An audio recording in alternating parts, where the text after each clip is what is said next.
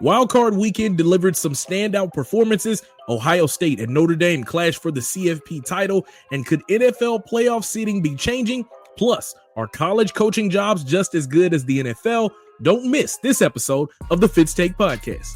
What's good, ladies and gentlemen, and welcome into another episode of the Fitz Take Podcast. I'm your guy, Jamarcus Fitzpatrick, but you know you can always call me Fitz. He's your guy, Elijah Nixon, a.k.a. Eating Money, a.k.a. Eli, a.k.a. the Rams' #1 fan, and somebody that is going to be paying attention to the game that is going to happen on Monday night between the Rams and the Vikings.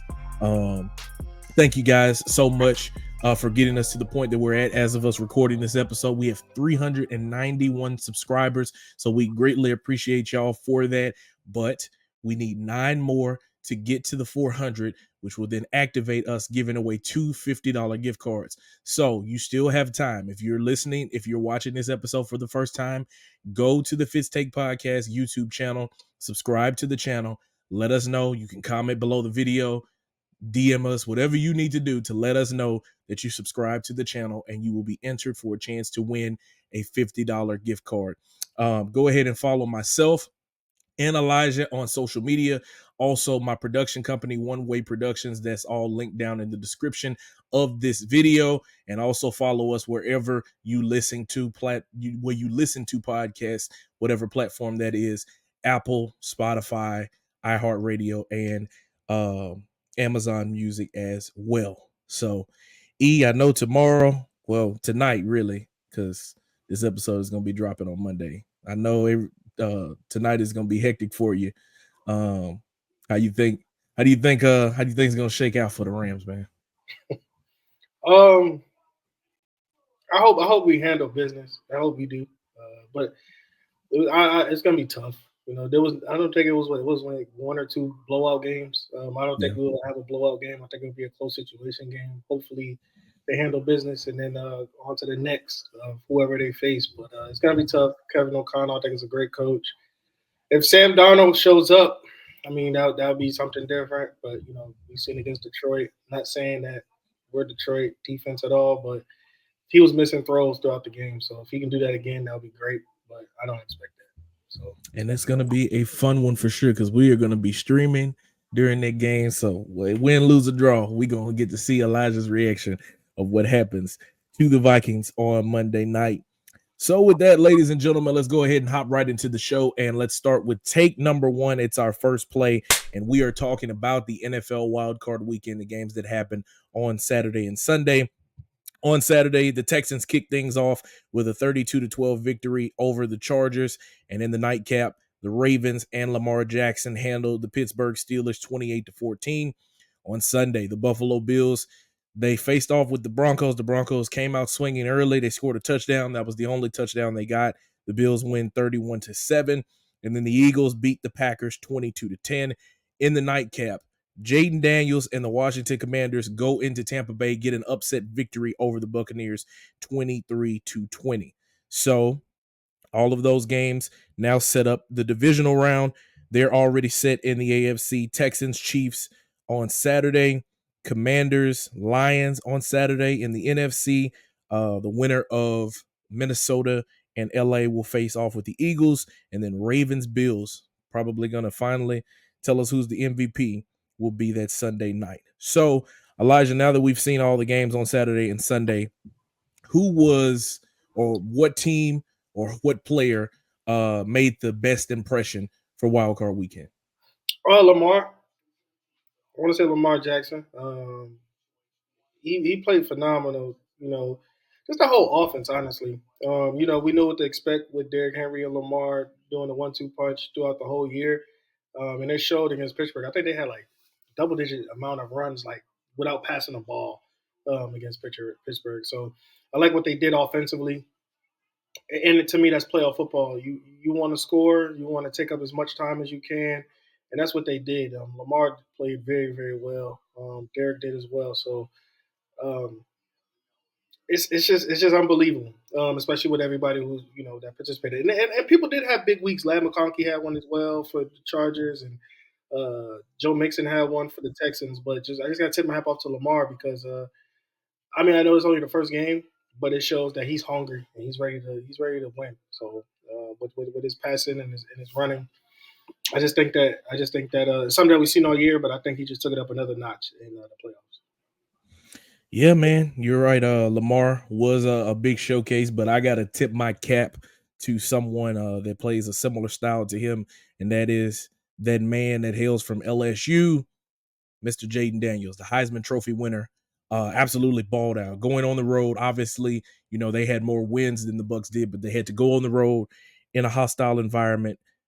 His first playoff game of his NFL career, and the rookie did numbers: 24 of 35, 268 yards, 2 touchdowns. He was only sacked one time, 13 carries, 36 yards, and he had, a final scrambling play in which he got the first down to set them up for the game winning doink kick off the upright. For a rookie to come in and do what he did as early at this point, it just it's gonna continually make it harder for all the other rookies to come after. So a guy like a Quinn Ewers, a Shedeur Sanders, a Cam Ward, and all of those guys that are declared and are entering next year, he's only gonna make it harder. And God forbid if he goes into Detroit and wins that game and goes to the NFC Championship, for one, the expectations are gonna be through the roof for the Commanders. And bro, if you a first round rookie quarterback, you got to take them to the Super Bowl. It's like that's the only way that you can top that. I think, obviously there were moments throughout the game where I personally disagreed with Dan Quinn going forward on fourth down as many times as he did. I think there were a couple of times where they missed out on points when they should have took the field goal. But I think the reason that he did that is because he has so much confidence in his rookie quarterback. And when plays needed to be made, Jaden made them plays, man, whether it was third down throws, whether it was scrambling for a first down, whatever it is, he made the plays. And that's why those guys will be moving on to the divisional round. I do want to say, too, like, that brother going to have to learn how to give himself up, slide, and get out of harm's way as quickly. Because that hit they gave him on that sideline, they knocked the Mario coins out of him for a second. I ain't going. He went flying. The brother thought this was the X Games the way he was going. He was gone. You feel what I'm saying? But no, he played extremely well. Give credit to Cliff Kingsbury, the game that he called, to give Jaden Daniels an opportunity to go out and just be himself, But yeah, I got to tip my cap to Jaden Daniels and the Washington Commanders here on Wild Card Weekend.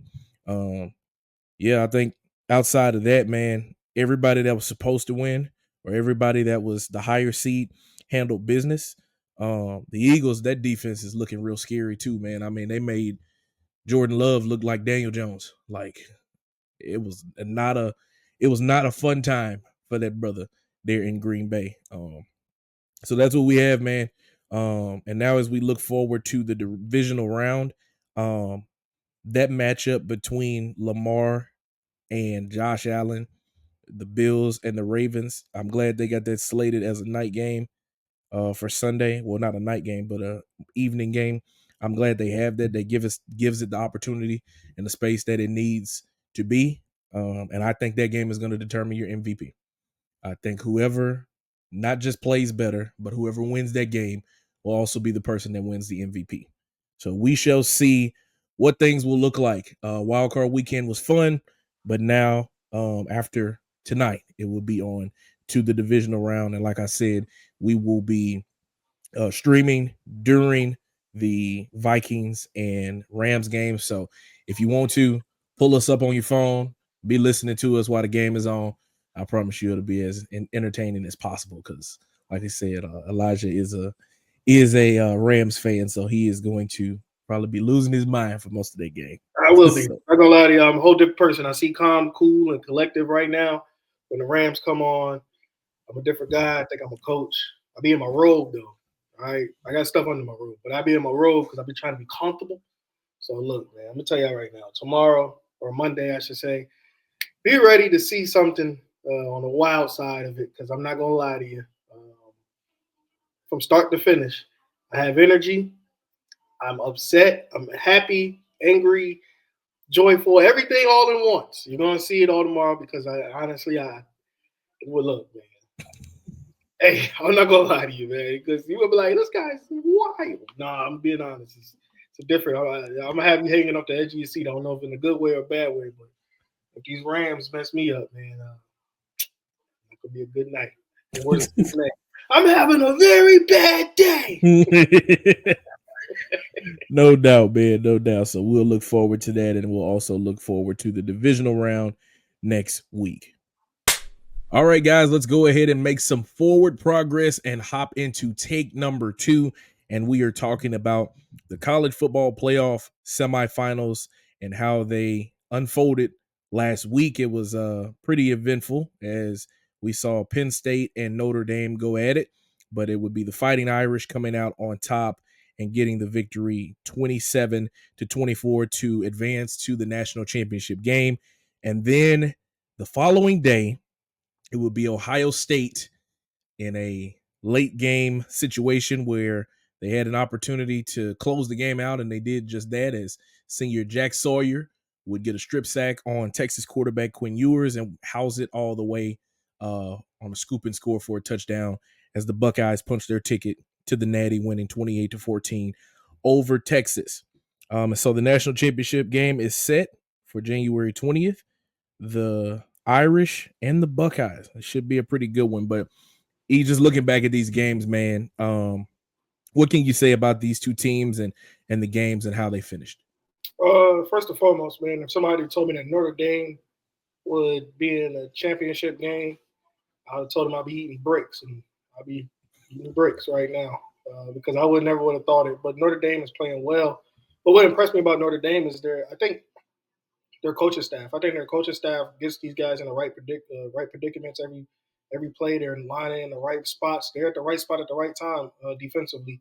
So I like what they're doing. I'm not saying that they're not talented at all, but when you talk about teams like the Ohio States, the Texas, those guys, Georgia's, we're talking about those guys would be like you say, hey, they're more talented. But when you talk about just putting it together and putting it on the football field, Notre Dame showed they were second to none. So I like what they did schematically. And for Ohio State, what they're doing offensively and defensively, they're not a slouch either. So I think this game is going to come down to, probably one or two bad plays. Who makes those one or two bad plays and who can capitalize on them? Because I think the two teams are just fairly matched in a sense. I think Ohio State's more talented, but I think Notre Dame has the better coaching staff. So, and with those two colliding like that, you're just going to see a tit for tat game of an X and O's chess match between Ryan Day and Marcus Freeman. So I'm ready to see how this goes. Both of these teams, like I said, are extremely good. I just think it's going to come down to one or two bad plays. And I think for both of these guys, I think Ohio State is a team that I would like to see Notre Dame if they can hang around offensively with, because Ohio State can score. Notre Dame to me is not a scoring team, so we'll see what could play out. But I'm impressed by both of those teams and how they took care of business getting into the playoffs and getting into the championship game. Absolutely, man. Looking at the Notre Dame and Penn State matchup, the Nittany Lions, in my opinion, and I know you can't take away or add plays back into the mix and all of that, but the Nittany Lions really should have had 4 touchdowns instead of 24 points because I think it was Nicholas Singleton that had a little flare route out of the backfield that he dropped on the opening drive when they had to kick a field goal. That was 7 points that they missing right there. So they really missing 4 points. If you add that into the mix, when Penn State had the ball, I think about 3 to 4 minutes left in the game, instead of playing to go and try to take the lead, when Drew Aller, I think he threw the interception there at the end of the game, instead of you trying to go and take the lead, you would have been trying to bleed the clock out. But that's neither here nor there now. When you talk about Notre Dame, man, it was all about making timely plays in big scenarios.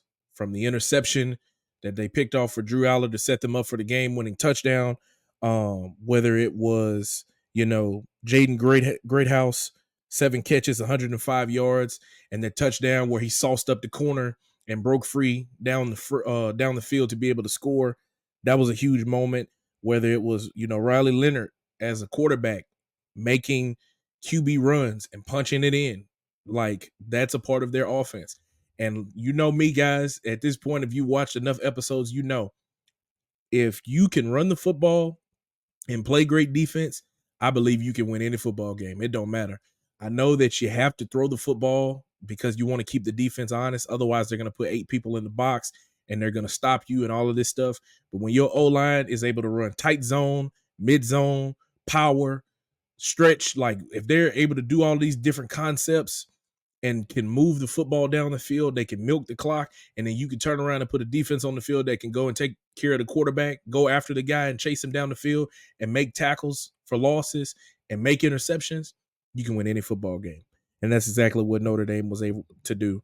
As far as Ohio State, man, like I said before, I still feel like they are one of the better, well, they are the more favorite team. I'm not ready just quite yet to make my pick because I got to just look a little bit back more at Notre Dame as a whole throughout the season because I hadn't seen too many of their games that they played in the regular season. This is really some of the most that I've had an opportunity to watch them over the past couple of weeks while they've been in the playoff. But offensively, of course, Ohio State is as explosive as it gets. And we know going into that national championship game that all eyes will be on Jeremiah Smith, stopping him, clouding coverage to him, making sure that he can't make plays and all of those things like that. But we saw in their game against Texas that they still have other offensive weapons, particularly out of the backfield. The run game, the running backs being able to catch passes. I mean, Travion Henderson's screen pass there right before halftime was absolutely huge for them. Without that play, this game could be completely different. Again, I know you can't, because I was reading a comment somewhere that said, stop making excuses. You can't take away plays and all of that. Well, it's not that you making excuses for it. It's emphasizing just how important those plays were. Like if you take that play away, it completely changes the game. And the plays that they made were huge. Quinshon Judkins, both of his touchdowns, he didn't get a whole lot of yards on the ground, 9 carries and 36 yards, but he still was able to find the goal line, which is, again, ultimately what it's all about, putting the ball in the end zone and then playing great defense. It should be interesting to see. I think the national championship will definitely be a chess match. I think it'll be a back and forth battle. Like I said, we won't make any picks as of right now. Because we'll have another episode lined up for you guys leading up to the Natty, and who knows, we might even hop on stream that night. We'll have to see how it all pans out for us. But Ohio State beats Texas in the Cotton Bowl, and then Notre Dame comes out on top against Penn State in the Orange Bowl. So as of now, the game, it has Ohio State as a 8.5 point favorite as we are recording this episode on Sunday, January the 12th. Again, that game will be on Monday, January 20th at 6:30 p.m. It'll be on all them different platforms that ESPN has. I don't ESPN 1, 2, 3, 4, the Ocho, Cinco, and all of them channels. It's gonna be on there. Yeah, Deportes, all of that. ESPN News, all of that stuff. They're gonna have them everywhere you need to. So it'll be fun, man, and it'll be the culmination of a college football season. It's been a pretty good one, to say the least. So we had a lot of success with last week's trivia game where I got a chance to blindly rank some things to do in Louisiana. So we've decided to do it once again this week. I don't know what Elijah has up his sleeve. Again, we don't have a title for this segment at all just yet, but E, you got the floor, man. So once again, it's another blind ranking game. Last week he had to choose, as he just alluded to, stuff in Louisiana. This week, since we're staying in the sports world with playoff football and things of that nature, we're going to go through a couple cities and their best dishes. Surprisingly, he has to make a choice of what he thinks would be number one, and I'm going to go to 6 instead of 5 this time. There's a lot of playoff teams in there. So going with number 1, a Detroit-style pizza. I've never had one. So I'm gonna have to put that like 5, just because I've never had it before. I'm sure it's good, but I've never had it before. All right, so a Philadelphia cheesesteak, as they say.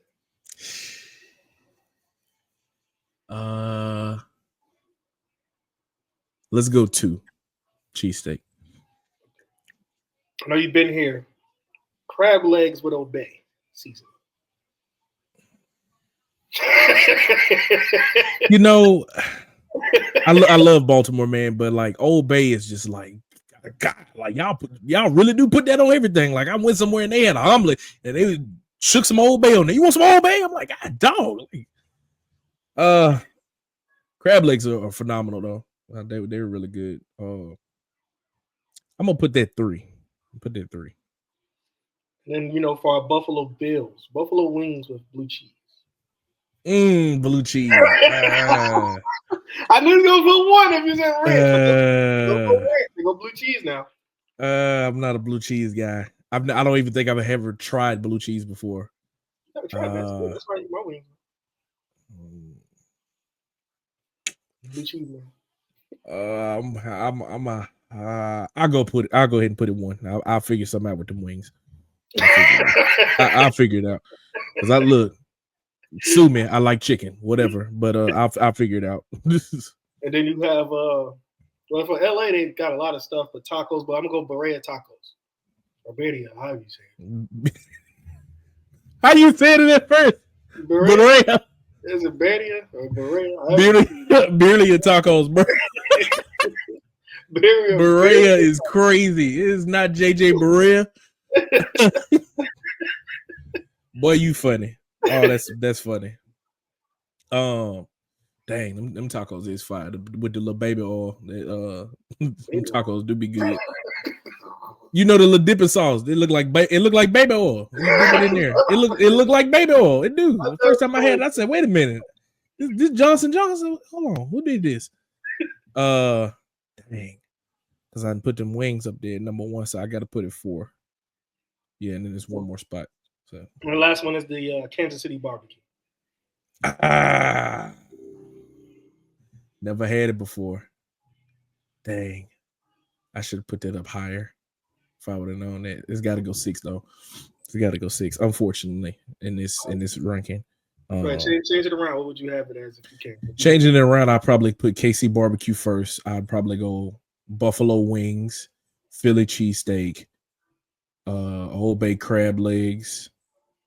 What was the other 2? The tacos and the Detroit style. Them doggone tacos. Okay. Kansas City barbecue, Berea tacos, Philly cheesesteak, buffalo wings. What's the other 2 again? Detroit style pizza. And then the last one was crab legs. Crab legs got to go last, even though they fire. Crab legs got to go last. I'm sorry. I'm surprised you put the crab legs last. I ain't gonna lie to you, bro. I'm sorry. The crab legs were delicious, but hey, I haven't had Kansas City barbecue before, but barbecue is delicious. I will say that much. I will say that I gotta try it. So somebody fly me out there. Maybe we'll figure something out. Somebody ship me some. I don't know. Hey, we'll figure something out. So good game. I like it. With that, guys, we're going to move on to take number 3, and we're going to fly out. And we're talking about the NFL playoffs. I know we talked about it a little bit earlier in the show, but we're talking about something a little bit different, as there's a conversation on if the NFL playoffs will change. This weekend, 3 teams with better records than their playoff opponents will hit the road in the wild card round. That is nothing new, as the league's playoff seeding has always rewarded division winners with a home game. But like many years in the past, the league will again review its playoff seeding format this offseason, sources told CBS Sports. NFL team owners have long preferred the current format, but there could be an appetite for change that would reward a team with a better record at home, a home playoff game. Of course, we saw on Saturday the 11-6 Chargers face the Texans, and then Sunday night the Commanders faced off against Tampa Bay, going there even though they had a better record. And then Monday night we will see the Vikings technically being the road team against the Rams, even though they are not playing there in LA because of the LA wildfires. So, Elijah, do you believe that the playoff format should change? Should it be reviewed? Should teams with better records be seated higher because of the records that they have? I think so. I think so. I know I'm going for my Rams and stuff like that on a Monday night game, but I think we should have been on the road, honestly, because this season, when you have a worse record, I think you got to hit that road and you got to prove yourself because you wasn't worthy enough to play at home. Now, with that being said, it's hard to say that because some division winners, uh, for fans, they deserve an extra game because they won a division, right? You think that they deserve an extra game, like the Houstons deserve an extra game, and the Rams deserve an extra game because they won a division. But with all actuality, we saw Detroit and Minnesota go at it a few weeks back, and they both had the same record with only like 2 losses or something like that. And just because they got 2 losses, they got bumped down. Somebody was a top seed and somebody went all the way down to number 5. And it shouldn't work like that. So I think they should change it. I don't know how though, because I still feel like fans that win the division still deserve a game. But I don't know how. We'll see how that works out and plays out. But maybe adding an extra team or something like that. Who knows? But I just think that the higher seed should go to the better record because they were more consistent throughout the whole entire year, and yeah, it should work out for them. It's sad to say though. I'm sorry for the fans. I really am because the division winners usually get it, but it has to go to the team that was more consistent throughout the year. I hear you, man. But and the great words of my friend Seth Lewis, losers do not get sprinkles. If you did not win your division, you not getting no home playoff game. I'm sorry. I know the Vikings finished with 2 losses or whatever, 14-2, 15-2, whatever the record was or whatever. You didn't win your division. The point of the NFL is because if that's the case, scrap all the divisions. Let's just go AFC, NFC, and let's just do this thing like college football. Top 7 teams make the playoffs. If that's the case, but then you'll start having people say, what do you do with 2 teams that are both 14-3? Then you go straight the schedule. Now it turns into the college football playoff all over again. And people are already complaining about that, right? You have a system in place. It works, right? You have where teams, they win their division because that's what's so important about being in the division. That's what's the importance of a division. You plan your schedule and you say, all right, if we can have a winning record in our division, if we can win like half of our road games, we should get a home playoff game. The whole point of it is to either get home field advantage or at least one home playoff game. That's what you plan for all year long. In actuality or things, you want to get anywhere from 12 to 14 wins to give yourself a chance at a home playoff game. Now, I get it. Minnesota did that, and they didn't get a whole playoff game. But they didn't win the division games that mattered. That's what it boils down to. Losers don't get sprinkles all the time, bro. Like, take your cupcake. Be happy you in the playoffs. Okay? I get that playing on the road is different. And we've talked about that in the past about, all the different things you go through. You're on the road. You don't get to sleep in your own bed. You're in a hotel. Your routine is a little bit different because you're not at home. But, bro, that's why you got to take care of that in the regular season. You got to win the games. That way you don't have to go on the back end and say, oh, I hope this team beats this team so we can get this seed and hopefully we get home field. No. If you took care of your business in the regular season, you ain't got to worry about that. So I get that. And really what the NFL is just trying to do is they just want to add another game or extra game in there. They want to make as much money as possible. That's all it is. They're trying to find ways to make more money in other ways. All right, so if we add an extra game in there, that makes it more interesting because now you'll definitely know who's the better team in this game or whatever. Or instead of having, let's just take divisions out. Let's take all of this stuff out, and that allows us now to add an extra game, and now we can make some more money. Like they just need to come out and say that we want to make some more money. Make a public statement. We are doing all we can to make it entertaining and lucrative to us. Like it's more important things that they need to be focused on right now. I'm like, let's not change the playoff. All right, you already, because it used to be top 2 seeds got a first round bye. They took one away, so now it's even more coveted. It's even more important to win your ball games. Losers don't get sprinkles. Win your games. Win as many as you can. Win all of them. That's what it all boils down to. The more that you win, the reward that you get some sprinkles, Dan. All right. You don't get a chance to get a home playoff game just because. And I know people are gonna be saying, "Well, what if it was your favorite team?" I ain't got no favorite team. All right. I grew up my whole life. My dad was a Dallas Cowboys fan, so I was a de facto Dallas Cowboys fan because that was a lot of the games that I saw coming on TV. Once I got to college, I didn't have a whole lot of time to watch the Cowboys games anyway. So I kind of just got to the point where I just watch football now. And even if I still was a fan, it wouldn't matter because you do not deserve to get a home playoff game if you can't win your division. That's the whole point of the division. The same way, if you're an SEC West team or whatever, or ACC team, and you win the conference championship, you get a certain seeding. That's the way that it's set right now. Like, it's all about because of the way society is. Everybody wants a participation trophy, and everybody's crying and whining, saying, "Why am I not involved?" Look, man, life sucks. Life ain't fair. You ain't gonna get what you want all the time. All right. You can't keep going to the principal's office and tattletelling. You can't keep going to the teacher and saying he hit me. All right. Win the games. Win the games, and then you can win your division, and then you can host a home playoff game. That's what it all boils down to. So we'll keep an eye on that to see if anything changes with the playoff. I'm truly hoping that nothing changes in that and that it stays the same because the system that they have right now is just fine. So, ladies and gentlemen, we're going to close out our show with the Fitz Take. And we've already seen our first hire of the cycle as of us recording this episode is Mike Vrabel is now the Patriots head coach.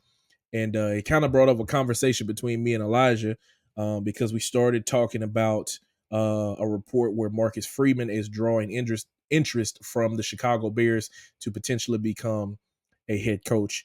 And the topic is, are college football jobs just as equal as NFL jobs? Because now you look at the landscape of how NIL is, you look at the salary cap in the NFL. Are some of these college program jobs just as prestigious as getting an NFL job? Elijah, what do you think? Man, I'm gonna say yeah. You're leading men when in college. You're leading young men, and then they're eventually graduating to being a man. But the thing about it all is the championships in college. I feel like as I alluded to last week, with Steve Sarkisian and stuff, you can get away without winning a national championship for so long. You know what I'm saying? So especially if you have one of the most talented things in the talented rosters in the league. In the NFL football, you can't do it too much. Mike Tomlin is probably the only exception because he had a winning record every year. He's been a head coach of the Pittsburgh Steelers. Other than that, you've seen Andy Reid get let go, and he was one of the most winningest coaches in Philadelphia. And now look at what he's doing in Kansas City. You see him get let go. You've seen a lot of players, a lot of coaches, have one and done. Gerard Mayo didn't even get a chance to go for a second plate. He had one serving, and that was it. He's gone. It's like, to me, it's the same, but in an aspect of firing, they take a longer time to get rid of a coach. So to me, it's the same thing, especially with your leading people, the way how the program is looked. Now you have to manage egos because money is getting paid. Carson Beck gets what, $4 million is more than Jaden Daniels right now, and he's up there, couldn't potentially be the rookie of the year. So you have to manage egos, make sure everybody stay in one course, make sure everybody gets this one job done, which is winning championship, win ball games, and win a championship. So it's the same to me. So coaching and NFL landscapes are pretty much the same. But I do got one thing I want to say about. I see Deion getting an opportunity. Well, the Raiders don't want him now. All of a sudden, I don't know what's going on. The only thing I want to say about that is with Deion, I think Deion is in the most perfect situation he can be, leading young men. I don't think he could coach his son forever. I don't like that. I think that sometimes, It's like raising a child. He got to leave the nest sometime. He got to spread his wings sometime. I get that he's trying to say that only certain teams could draft him and things like that. With that being said, but I think Deion, yes, coaching probably can be the same as it is in college and into the leagues. But I think this is the time you gotta let your sons fly. You gotta let them fly. I love you. I love Deion. I love what he's done with every program. But he has to let his son fly. He has to see what Shador could do for Shador. He has to see what Shiloh could do for Shiloh. And he talks about Travis being his son. He got to see what Travis could do for Travis. He led him to the water. Gotta let him go ahead and do what he got to do. That's it. That's what I'm gonna say about Deion and some. But the coaching aspects of it is the same to me. Yeah, man. I don't think it's the same at all. I think the NFL is a different beast. And when you look at it, just a few college coaches that moved on to the NFL. Jim Harbaugh, obviously, he's back with the Chargers, but originally he coached with the 49ers. Pete Carroll, Steve Spurrier, Nick Saban, Bobby Petrino, Chip Kelly, Butch Davis, Jimmy Johnson, Paul Brown, Bill O'Brien, Lou Holtz, Tom Coughlin, Matt Rule, Urban Meyer, Doug Marrone, Cliff Kingsbury. Like, out of all of those guys that I listed, Tom Coughlin won a Super Bowl. I think Paul Brown won one. Jimmy Johnson, Pete Carroll, and then Jim Harbaugh went to the Super Bowl.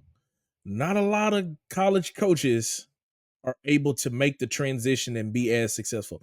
Nick Saban is the greatest college football coach to ever grace the grass, and he couldn't make it work in Miami.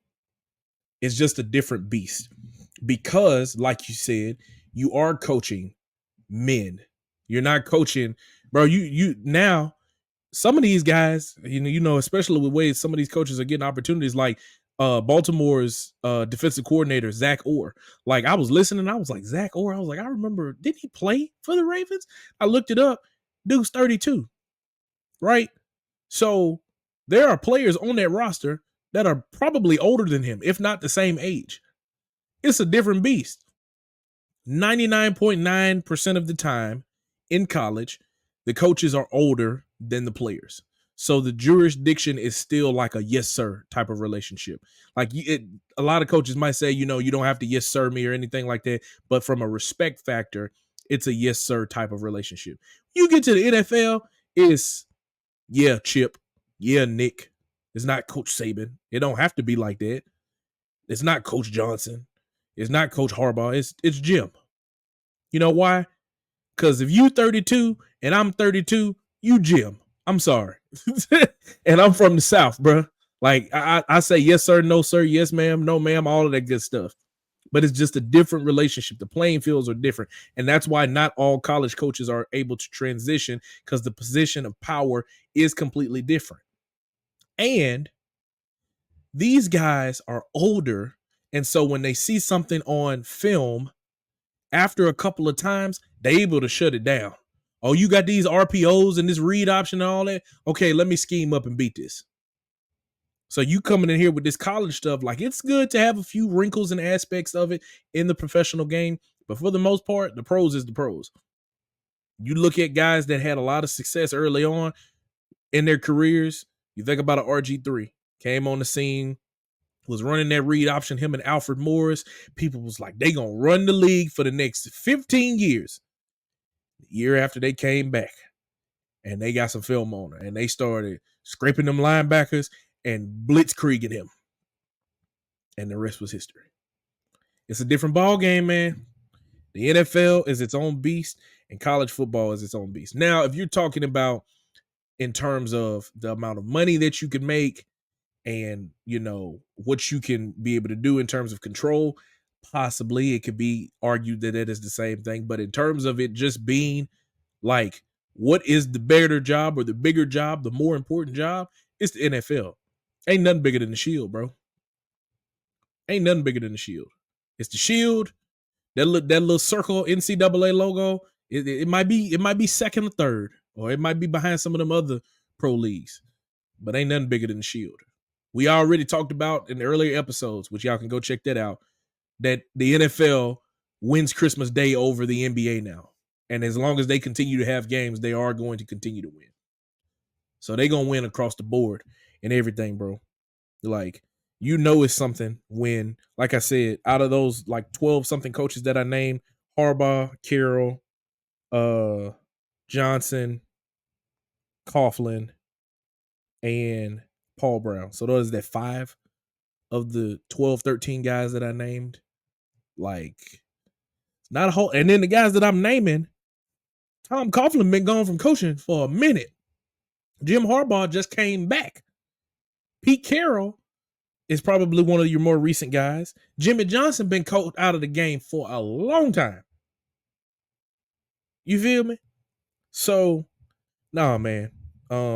It's a different beast when you're talking about the Shield.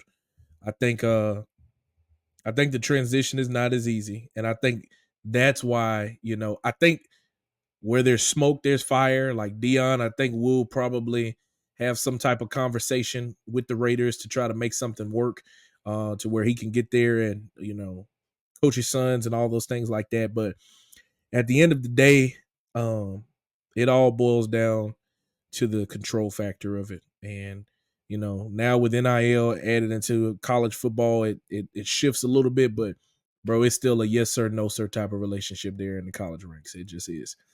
It is what it is. So, y'all, that's our take on this. Let us know what you think down in the comments. Are NFL coaching jobs and college coaching jobs on the same playing field? And do you think that they will eventually even out at some point? If you don't think they are even, will they eventually even out with the way that NIL is taking over and the transfer portal is taking over with things? So, E, you got anything else, man? No, man. I'm just getting ready. I know we got something big tomorrow. You know what I'm saying? We got something big tomorrow. Can't wait for that. But no, man, just getting ready for the rest of the week, the work week, and call it a day. No, I feel you, man. We'll have the college football playoff national championship game on January the 20th. We'll have the divisional round, the NFL playoffs over the next weekend as well. So football season is getting ready to round out, man, but we're still having fun with it, and we'll start focusing a little bit more on towards basketball season. So, guys, thank y'all so much again for tuning into another episode of the Fitz Take Podcast. Wherever you are, if you're listening to this, thank you for listening as well. If you're not a follower on any of our platforms, go ahead and give us a follow, whether that is on Facebook, whether that's on Instagram, TikTok, until it goes away, which that could be 6-7 days from now. We'll see. Give us a follow. Follow us wherever you listen to your platform, wherever you listen to your podcast at. On YouTube, be sure to subscribe to our channel. We're almost to our goal of 400 subscribers, where we will give away 2 gift cards to anybody that has let us know that they are a subscriber to the channel. We greatly appreciate you guys for all that y'all have done to get us to this point. Signing out for Elijah Nixon, I am Jamarcus Fitzpatrick. We'll see you guys next time. Thank you so much for watching this clip of the Fitz Take Podcast. Be sure to like this video and also subscribe to the YouTube channel, and also follow me and Elijah on our social media platforms. They will be linked down in the description. And remember, every episode of the Fitz Take Podcast will air right here on the YouTube channel every Monday at 2 p.m. Thank you so much for watching, and we'll see you next time.